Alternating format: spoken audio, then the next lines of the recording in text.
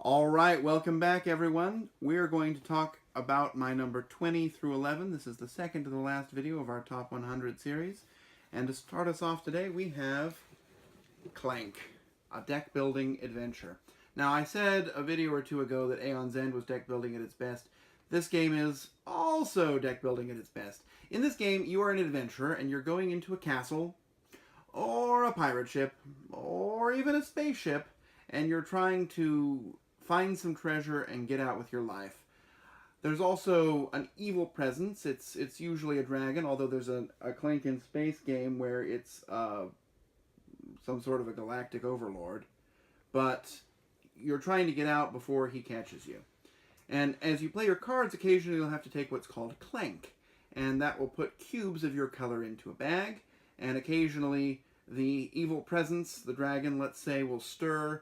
And then you're going to pull cubes out of the bag, and each time yours comes out, you take a wound.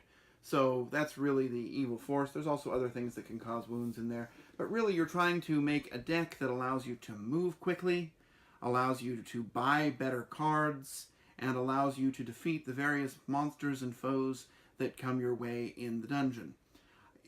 Clank in Space came out just this year, but I think I like Clank just a little bit better because it's a little bit simpler, although I really like Clank in Space too, and I just think it's kind of a funny concept.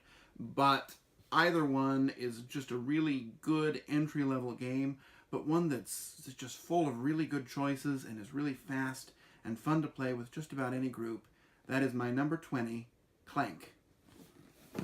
My number 19 has fallen a little bit because I haven't played it as much this year, but this is Deus. It used to be in my top 10. I believe it came in at maybe number 9 or number 10 last year, or last time. I don't remember. I haven't checked the list, but I remember it was up there. Deus is an interesting little game where you're building kind of a tableau, and you're building, every time you place a card there's 5 different colors, and every time you place a card in that stack, you're going to activate the whole stack. And by placing cards, you're also putting your pieces out on the board.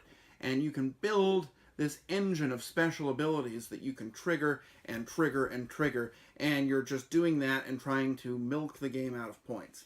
Now, the game has a couple of problems. First of all, really not the best looking inside. Also, oddly enough, it came with discs that were brown, even though they were supposed to be green. So I had to go and buy some green discs because that was just too confusing. But other than that, it's a great game. I mean, the gameplay itself is really good. I also got an expansion for it. There's a different set of gods. This is set in, sort of generic Greek gods, and now we're going into generic Roman gods. Not Roman, sorry, Egyptian. I don't even remember. But yeah, there's an Egyptian expansion with a bunch of new different powers and new different abilities that you can kind of mix and match and sub in one or the other. It's really a lot of fun. It's not long. It works well with any group size, and it's pretty easy to teach and learn, but really satisfying to play. That is my number 19, Deus.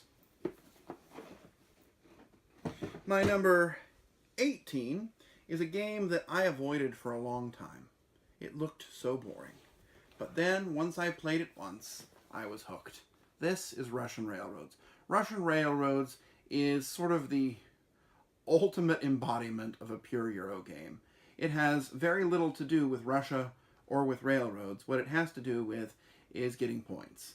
You are going to find a way to get points, and you are going to exploit that engine as much as you possibly can.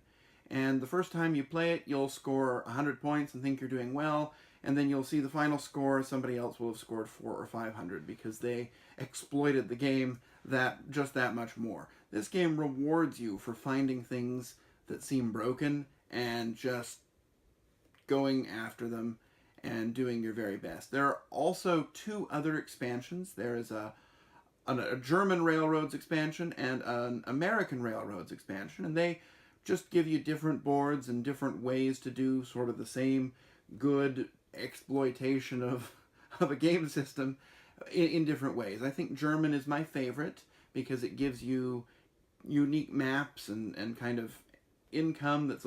You can get income tiles that allow you to get things every turn, which you sometimes struggle to get in the other 2 versions. But whichever one you try and play, Russian Railroads is just a phenomenal gaming experience, and it's one that I'm always not just eager to try, I'm looking for willing victims. So that is my number 18, Russian Railroads. My number 17 used to be in my top 10 as well. It's fallen just a little bit because I find it's very difficult to teach. But this is Galaxy Trucker. Galaxy Trucker is one of the most pure fun games I have. Basically, you're building a spaceship, and you've got these tiles, and you're sort of putting them together. You've got these different connectors, and you're trying to join them up, and it's frantic, and everyone's going and doing it at the same time, and then somebody sets the timer, and you've got just a short time to finish up, and then you're going to take your hastily built spaceship and try and fly it through space. And in space, all kinds of ridiculous, horrible things are going to happen to your spaceship. You're going to watch it get set upon by space pirates, pounded by asteroids, and occasionally you might even find something good, like a ship you can pillage or some planets you can get some goods from, and then you're going to bring them home, and you're going to try and sell them and get some money, and then you're going to do it again. So you play 3 rounds in which you're just building bigger and fancier spaceships. There's a bunch of different designs. There's a lot of expansions, and some of them are a little bit crazy, and I like to play with all of them, mostly because I don't want to go through and sort the tiles out, which is why I don't get to teach it as much as I used to. But this is a game that is just, I mean, it's almost a perfect game for me. It's one that is just so much fun, and it has one of the best rule books that you'll come across. It's humorous, but yet does an excellent job of telling you what to do. This is my number 17, Galaxy Trucker. My number 16 is also a former resident of the top 10. This is Lahav. This is Uwe Rosenberg's best game, in my opinion. In this game, you are working at a harbor, and you are trying to build up buildings, and you're trying to gather resources, and these resources will pile up, and then you'll say, well, I don't really need all those fish, but they're sitting there, so I might as well take them. Or you might build buildings that allow you to build more buildings, or that allow you to get more coal, or turn coal into coke, or smoke fish, or various different things. And other people can use your buildings, but they have to pay you a small fee. So one way to do the game is kind of by building the buildings you think people are going to want the most, and then hope that they'll actually use them to get some income that way. There's always lots of interesting things to do, and really everything in this game, everything you do ends up helping you win. That's what's interesting about it. There's nothing that's superfluous. This is a game that I would play with 3 players or 2 players, or by myself, but never with more than that, because you don't have enough actions. The actions are limited by, there's 7 actions per round, and if you're playing with 4 or 5 players, you're just not going to get as many actions some rounds, and that's not as much fun. But with 2 or 3 players, Lahav is as good as it gets. Also, I, for some reason, have the Australian edition. I don't know why that is. I remember when I bought it, I remember this was one of the first games that I was just chomping at the bit for. I heard it was coming out, and I went to the game store. This was before I bought everything online. I went to the game store just about every day to check and see if they had it. And once I got it, I found it was just fantastic. I took it to Hungary with me, and we also played it. I introduced it to the same crowd that I used to play Agricola with. This is a game that I will always play. I love Lahav. It is my number 16. There we go. My number 15, it just missed the top 100 last year. In fact, it came to me just after I'd already made my list, but it probably would have been about this spot last year as well. This is Orleans. In this game, you are building a pool of workers, and you put them in a bag and you draw them out. It's almost like a deck builder, except it's tokens out of a bag. And you're using these workers to perform different actions. You've got this board, and it has a bunch of different actions on it with different colored workers. Like, for example, you might need a black worker, a white worker, and a blue worker to be able to get a knight who's red, and the knight gives you, of course, a special ability. And you're sort of building your pool of workers, trying to figure out the things you want to do the most and build it efficiently. You can get extra special tiles that give actions that only you can use. You can send workers away and try and get points that way. You can travel. You've got this figure on the map, and you can cause them to travel all around and pick up goods, and the goods are worth points. And you can build cities, and those are worth points. Everything really helps you to get points in this game, but the mechanisms are smooth, elegant, clean. The game is fast. I mean, you're doing most of the planning simultaneously, and then it's just execute, execute, execute, execute, start a new round. There are some expansions. I like them both. I recently played the newest one. I guess I played it a few times last year, but I've not played it as much as the first one, which makes it cooperative and adds some interesting solo scenarios.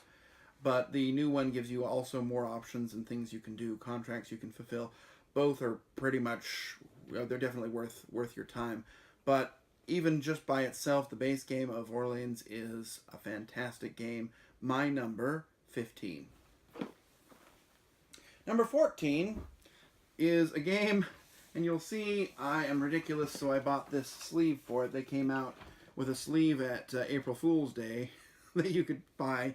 The game is called Millenium Blades. Now, Millenium Blades is sort of a love letter to the collectible card game world. And in this game, you play players who like collectible card games, and so you're going to go out and you're going to buy packs of cards looking for rares and opening them, and, you know, in the parlance of the game, you open them, throw all the other cards away, and keep just the one that you want, although it's just, you know, you're just flipping a card.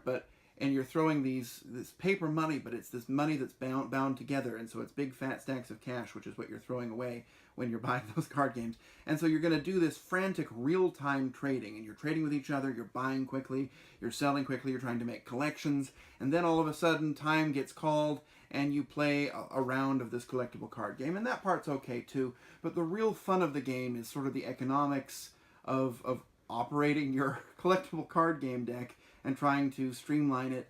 And there are so many expansions. I mean, the base game came with hundreds of cards, and they've put out an expansion and lots of little mini expansions, and there's so much in this box that, I mean, I don't think it even needs any more at this point. It's a game that I would love to play more. It's a little bit hard to teach just because it's real time, and some people don't like that, but it's frantic, and it's fun, and it's lighthearted, and there's a ton of crossovers. You know, this company puts a lot of its other game properties in here and sort of gives you a preview to them, which is also kind of fun. Anyway, that is my number 14, Millenium Blades. My number 13 is brand new. In fact, it just came out. In fact, I just got it. And I remember when I got it, I had my friend here from Europe, and we stayed up all night playing it. We just played and played and played.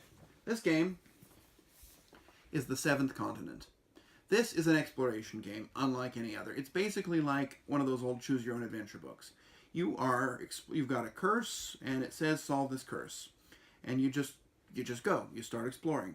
You move around, you encounter various hazards, and you've got this deck of cards that you're drawing from, and that's your life force. And when it's all over, well, then the end game starts, and you might end up losing. I've played 4 of the quests now, and the first one is probably the best so far. It's the introductory quest, and it's kind of long. I mean, the game sort of jokingly says that it could take anywhere from 5 to 1,000 minutes, and I've played a game that lasted 5 minutes, and I've played a game that lasted 1,000 minutes, so that's definitely right on. It's hard. This is a hard game, and I remember the first time I got to the end of the first quest, and it did almost like a Super Ghouls and Ghosts thing on it, where it said, ha ha ha ha ha, now you gotta go do something else before you can win, and we just barely limped to the finish line, and of course we died right away. I have won it. I've won all 4 of the quests I've played, but that's because I'm persistent and played them until I finally won them. But the story is there, and there's lots of little hidden things in the game, lots of little rewards. It definitely is a game that rewards you for playing it more as you learn to know this continent a little bit better. You've also got fun, interesting characters to play with. I love playing as Dr. Frankenstein, and he has the ability, of course, to perform an experiment and create a monster, and that has its own consequences, but it's just really a fun game. It's kind of hard to find, it's kind of expensive, but in terms of the amount of play I've already gotten out of this game, it has been a very valuable investment for me. That is my number 13, The Seventh Continent.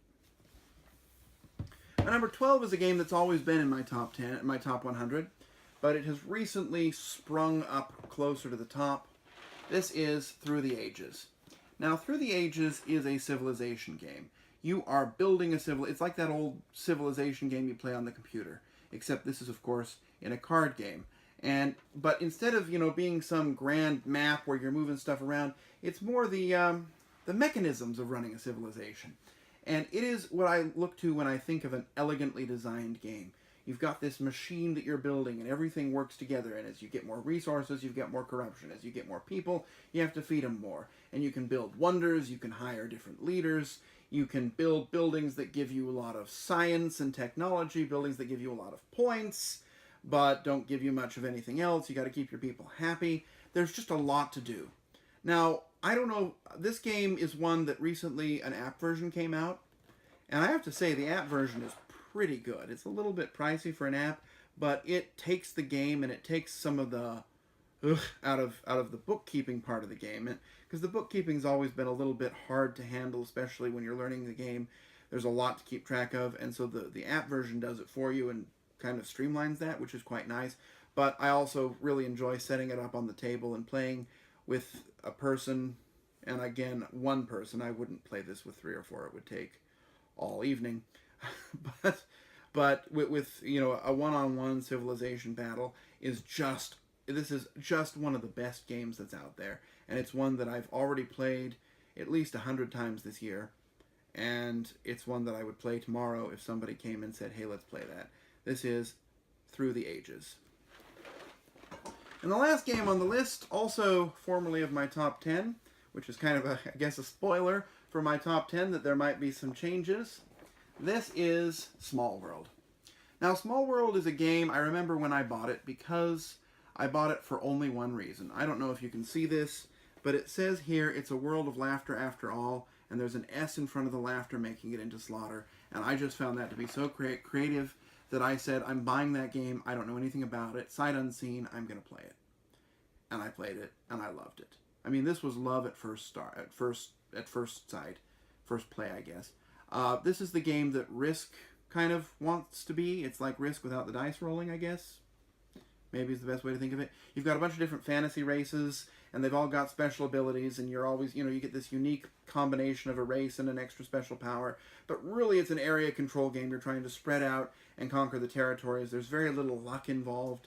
It's very much making a plan and sticking to it. There have been a lot of expansions. In fact, you can't see it, and I'm not going to hold it up because it weighs like 50 pounds, but I have over here this collector's edition version. You might have seen it a couple videos ago when we talked of Codex, because it's sitting right on top. Codex is sitting right on top of it. But it's this deluxe edition with these models and these large pieces. Unfortunately, a couple expansions came out that aren't compatible with it, so I've got to keep my small boxed version as well, which is also a lot easier to travel with. But Small World, I bought an iPad because an app came out for Small World. That was how badly I was in love with the game. And I must have played that app hundreds of times. I mean, it was really kind of ridiculous how much I played that app. But the board game itself is even better. It's got even more choices. And even after all these years, Small World holds up marvelously. And it is my number 11 game of all time. And that'll do it for this installment. We have only one video left in which we're going to talk about my very favorite games. I'm sure anyone who knows me is probably taking guesses as to what number 1 is. Not going to comment on that yet, but I've got the list right here and I'm ready to get talking about them. So let's end this one and move into the top 10 list. Thanks.